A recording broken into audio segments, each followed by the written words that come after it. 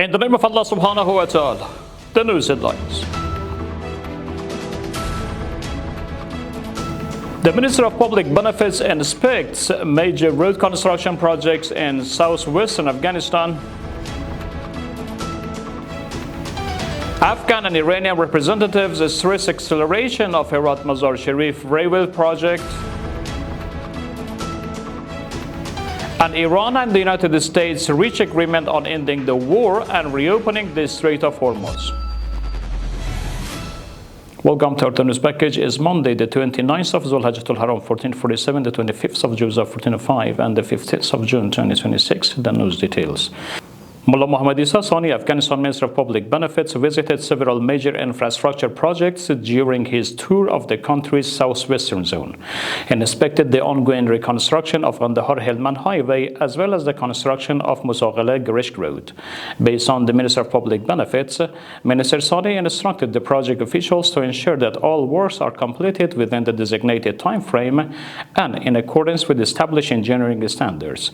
The ministry stated that the reconstruction project of Kandahar-Helmand Highway covers distance of 85 kilometers, extending from Bagapol in Kandahar province to the junction area leading into Helmand province.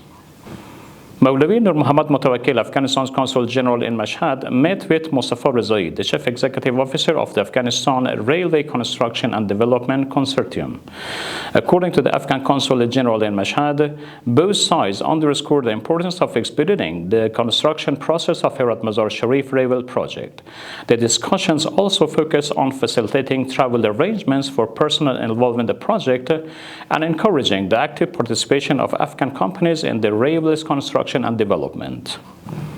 The news continuation.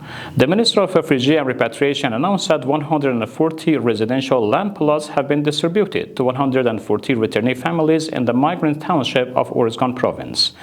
The ministry stated that the plots were allocated by Provincial Directorate of Urban Development and Housing with the aim of supporting the resettlement process and improving the living condition of the returning families. And ultimately, according to a report by Reuters, officials from both Iran and United States have announced that the two countries have reached a framework agreement aimed at ending the conflict, lifting the U.S. naval blockade on Iran, and reopening the Strait of Hormuz. The U.S. President Donald Trump stated that the agreement with the Islamic Republic of Iran has been finalized and that, following its signing on Friday, the Strait of Hormuz will be reopened. Meanwhile, Iran's Supreme National Security Council announced that the text of agreement concerning the end of hostility has been completed. Under the report agreement, all military operations and armed confrontation across various fronts, including in Lebanon, have ceased immediately and permanently since last night. The agreement also provides for complete removal of the naval blockade imposed on Iran. That concludes today's news bulletin. Thank you for joining us. Wassalamu alaikum wa rahmatullahi ta'ala wa barakatuh.